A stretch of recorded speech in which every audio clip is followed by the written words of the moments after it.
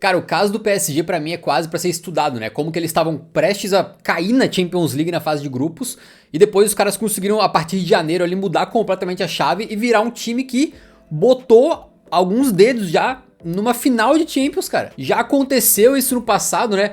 O próprio Tottenham, quando ele chega naquela final da temporada 2018-19, quem não lembra, ele tava quase eliminado na fase de grupos e só não caiu porque teve um empate com o Barcelona lá na Espanha. Mas o PSG é diferente porque eles foram de um time em que eu cheguei a colocar antes do mês de janeiro, hein, que eles eram uma das maiores decepções da temporada, pra isso aqui, um possível campeão da Liga dos Campeões e com mérito, jogando futebol pra isso, né? Os caras não estão aqui por sorte, os caras não estão aqui na base da retranca e ganhando nos pênaltis toda hora. E uma dessas coisas que transformou no PSG foi a mudança do Dembélé de um ponta direita num falso 9. O Luiz Henrique tinha literalmente dois caras que poderiam jogar na centroavança no banco. E ele preferiu, também por causa da lesão do Gonçalo Ramos, né? Mas ele preferiu botar o Dembélé e deu muito certo. E este lance com 3 minutos é literalmente o sonho de qualquer técnico que bota um cara pra jogar de falso 9. Porque ele fez exatamente o que tá assim na definição do falso 9 no dicionário, né? Ele caiu pro meio campo, o Dembélé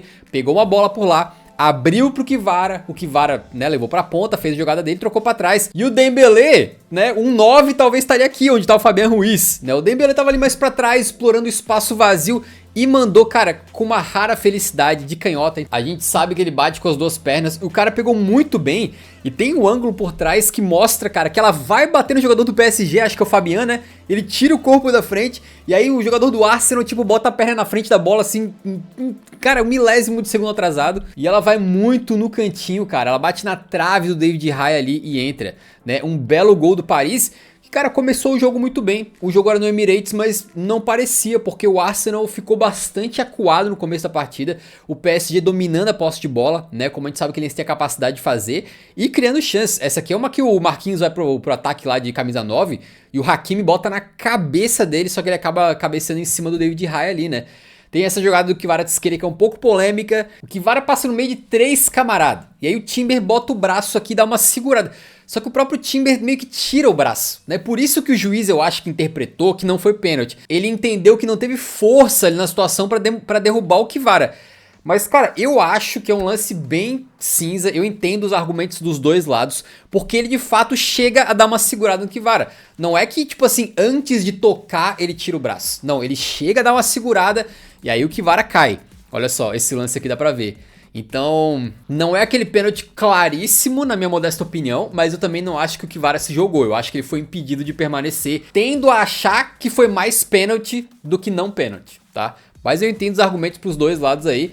O PSG reclamou bastante, o Kvara ficou possesso. E o Arsenal malzão jogando em casa e na presença ilustre dele, né? O senhor Arsene Wenger. Incrível, cara. Parece que o Wenger tem que estar com a mesma cara, tem 20 anos, né? Outra coisa muito importante de destacar, cara, é como a torcida do PSG, os ultras, né? Eles lotaram um cantinho do estádio ali, né? E os caras berraram e cantaram o jogo inteiro, cara.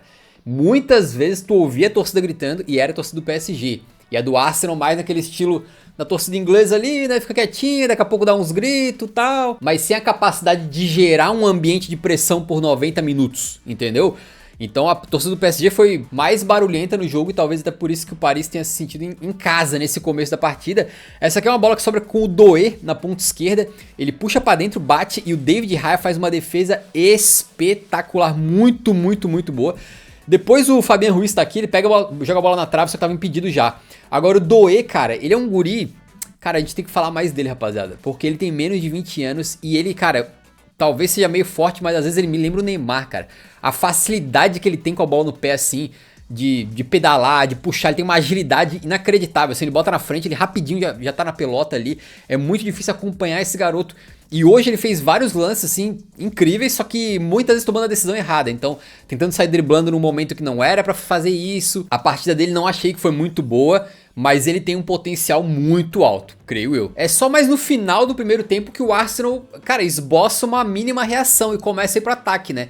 Tem esse lance aqui que eles pediram pênalti em cima... Quer dizer, acho que ninguém pediu pênalti, acho que só o Merino tentou fingir que era pênalti, né?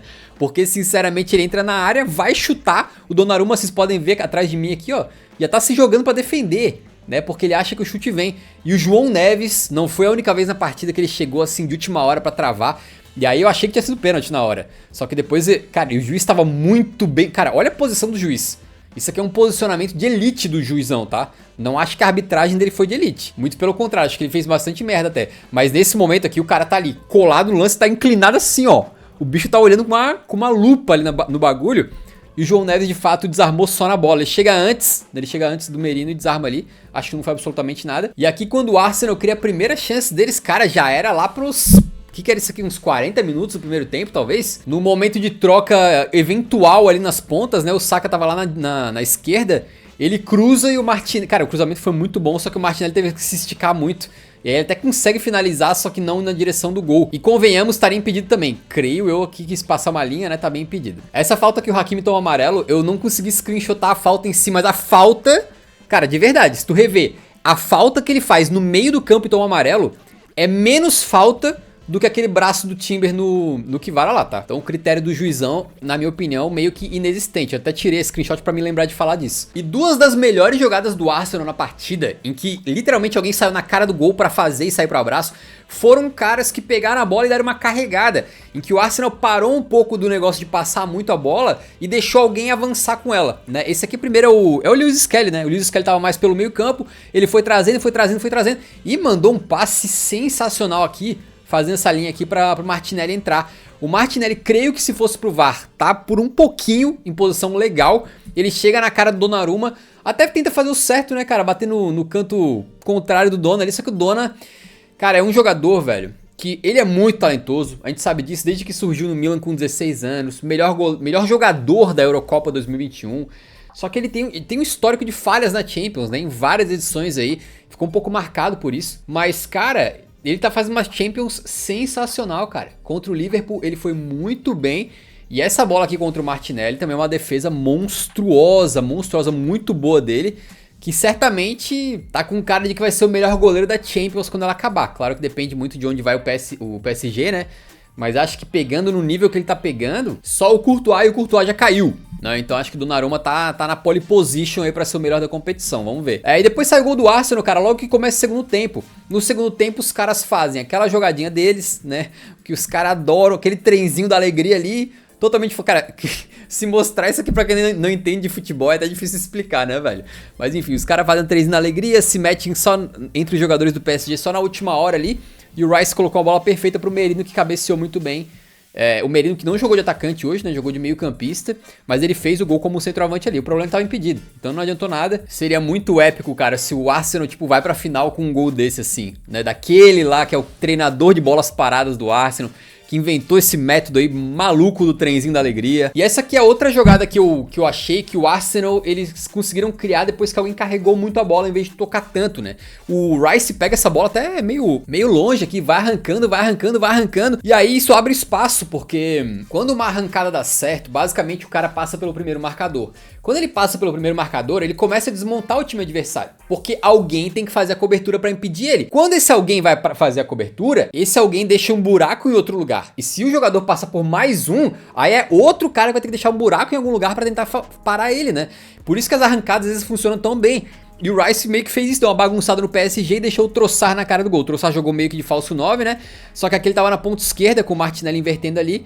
Ele chega na cara do Donnarumma e, meus amigos, mais uma do Donna, né? Essa aqui é... Nossa, eu acho que essa aqui é mais espetacular do que a defesa dele contra o Martinelli ainda. Eu boto um pouco na culpa do atacante também, porque, pô, meu irmão, meio que assim, é Champions, cara, é Champions. Num jogo desse nível, cara, pô, se tu somar os dois confrontos, quantas chances como essa o Arsenal vai ter? Tiveram dois nesse jogo, se tiver uma, talvez, ou duas no próximo jogo, já é muito, né? É uma coisa muito difícil. E eu não sei como é que é o estudo deles lá em termos do goleiro adversário e tal, mas tem que talvez ter uma preocupação de tentar algo que o goleiro dos caras não consiga pegar tão fácil. Não que tenha sido fácil pro Donnarumma, mas no sentido de que ele tem uma envergadura monstro, uma agilidade muito monstra em lances desse tipo. Pegou do Martinelli e pegou do Trossard, que foram batidas até um pouco similares. Então não sei, de repente batendo por cima, batendo entre o goleiro e a trave. Não sei, eu tô especulando aqui, claro. Sempre digo, né, como um cidadão falando no calor do momento, sentado aqui no conforto da minha cadeira. Obviamente, pro Trossard, ele tinha que decidir num milésimo de segundo ali, né? Não é fácil, mas enfim. Mais méritos pro Donnarumma no final das contas, na minha opinião. Essa aqui é mais uma que o Saka tem na ponta direita, e ele bate ali pro Donnarumma pegar, mas creio que tava impedido também no começo do lance. E a partir daqui, cara, o Arsenal, que tinha melhorado bastante no segundo tempo, tá? Controlado um pouco mais o jogo, tinha deixado o PSG um pouco mais acuado. Eles começaram a dar uma vacilada. E aí tem uns 3 lances seguidos que o PSG poderia ter feito segundo. E que o Arsenal, cara, tem vezes que o time precisa de sorte também. E hoje teve. A derrota poderia ter sido pior, tá? Tem essa bola enfiada pro Hakimi que é fantástica. E o Saliba, que andou falhando também 2 vezes com a bola no pé recentemente, né? Hoje fez uma partida muito boa, na minha modesta opinião. E o cara Putz, o cara é fantástico, mano. A forma como ele chega na hora certa pra travar o Hakimi. E trava só na bola, assim, limpo. Cara, o Saliba é um zagueiro tão eficiente, tão classudaço assim na hora de desarmar, cara. Eu sou realmente impressionado aí com o talento desse homem. Essa aqui é uma bola que eu achei muito curiosa, porque o João Neves tá bem marcado aqui. Tem um cara, na verdade não bem marcado, mas tem um cara chegando pra pressionar quando ele recebe essa bola pra chutar de fora da área. E me lembrou um pouco o local da finalização do Pedri contra o Real Madrid esses dias, que ele manda num ângulo perfeito. Não dá pra comparar porque o João Neves estava mais pressionado, enquanto o Pedri teve um latifúndio, né, pra finalizar. Mas são chances semelhantes que o João chutou muito mal, chutou por cima do gol. E depois tem o Barcola, que, cara, meu amigo, ele entrou ali, recebeu um toquinho do Gonçalo Ramos. O Gonçalo Ramos entrou bem, tá? Ele entrou ali de camisa 9 e deixou só um toquinho pro Barcola vir de trás e ele saiu nessa posição aqui. Cara, uma chance muito parecida com a do Martinelli, muito parecida com a do Trossard. E o Barcola também não conseguiu fazer o gol. Nem precisou do David Raya defender porque ele mandou pra fora. Ele tentou mandar no cantinho, tentou fazer o certo, mas às vezes no preciosismo... Ó, quebrou a trave e tudo nesse lance aí. No preciosismo o cara manda pra fora, né? E essa aqui é uma do Gonçalo Ramos que é muito esquisita, cara. Porque é uma bola que vem lá de trás, se eu não tô enganado, do Marquinhos. Direto pro Gonçalo Ramos, ele faz a corrida perfeita, ele domina e ele tem tempo pra finalizar e ele escolhe mandar uma finalização de bico no alto, no meio. Eu achei muito esquisito, cara, porque geralmente o centroavante nessa aqui, ele vai tentar buscar esse canto aqui, né, uma batida alta aqui, de repente, ou a famosa batida no outro canto lá. Meio que é mais ou menos essas duas, né? Mas ele mandou bem na direção do goleiro, mandou no travessão, tá? Então a bola quase entrou, só que mandou de bico. Geralmente a finalização de bico, ela é um artifício do cara como, tipo assim, a última ferramenta dele, não dá de chutar de outra maneira. Aí ele dá uma bicadinha na bola. Mas essa aqui, o que eu achei esquisito é que ele tinha todo o tempo pra tentar outro chute, meteu um bicão, meteu no travessão. Mas foram pelo menos 2 chances, né? Essa aqui do Gonçalo e essa do Barcola, em poucos minutos ali em que o PSG claramente poderia ter feito o segundo. Eu acho que o David Raya nem esperava essa bola na direção que ela veio, cara.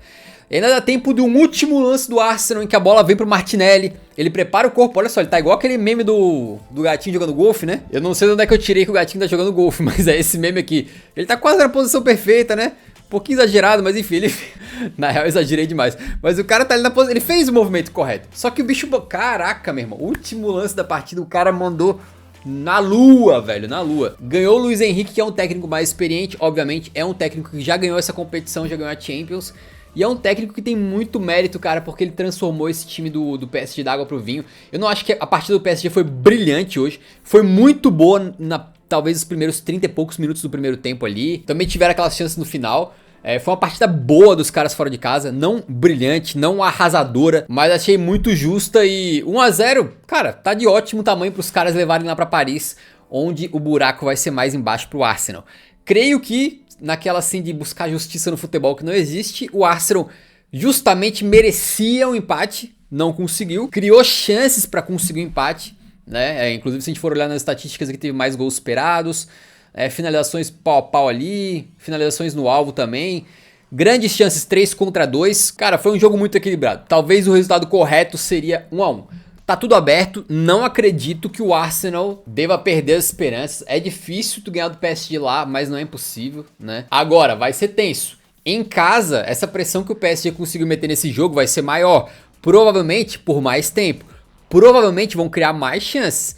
Então, meu amigo, se o Arsenal tiver uma ou duas daquela que eles tiveram com o Martinelli e com o Trossard, eles têm que fazer.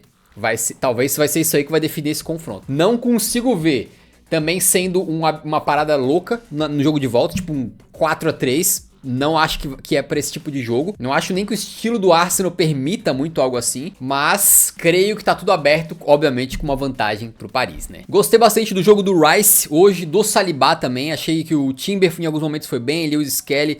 O Saka muito participativo, mas acabou sendo pouco produtivo. O Martinelli teve algumas chances que ele foi muito mal nas finalizações também. E o Trossard, cara, não sei nem o que ele tava fazendo em campo, pra ser bem sincero, né? Talvez pro jogo de volta o nosso querido Arteta tente dar outro jeito no meio campo pra conseguir colocar o Merino de novo na centroavança ali. Veremos. E do time do PSG eu gostei de vários jogadores, mas pra mim, Man of the Match, Donnarumma. Pô, o cara fez umas defesas ali que, se tu for olhar no número, é pouca. Mas porra, a gente não pode julgar um goleiro só pelo número de defesas, mas sim pela qualidade das defesas, né? Tem vezes que, porra, vem uns 5 chutes no meio do gol, o cara pegou 5 bolas, isso são 5 defesas. Agora, ele hoje fez 5 defesas em que estatisticamente ele preveniu 1.23 gols. Pelo menos 2 defesas de nível dificílimo, né? Então, pra mim, o Man of the Match. Amanhã tem Barcelona e Inter, que vai ser um jogo curioso, porque a Inter de Milão, eu falei bem deles a temporada inteira. E aí os caras entraram numa má fase terrível recentemente, que o Barcelona realmente vai querer aproveitar. Os caras estão com a moral lá em cima, jogando bem, ganharam agora é o Clássico, a Copa do Rei. Vamos ver como é que vai ser, né? Espero que tenha mais gols, porque eu, né, prefiro aí o entretenimento. Tranquilo, estarei aqui pra comentar o Barcelona contra a Inter. Depois também, na quinta-feira, o Tottenham contra o Bodo Glimt. Então se você curte meus comentários, não é inscrito aqui no canal, vale a pena se inscrever aí pra acompanhar os próximos vídeos, fechou?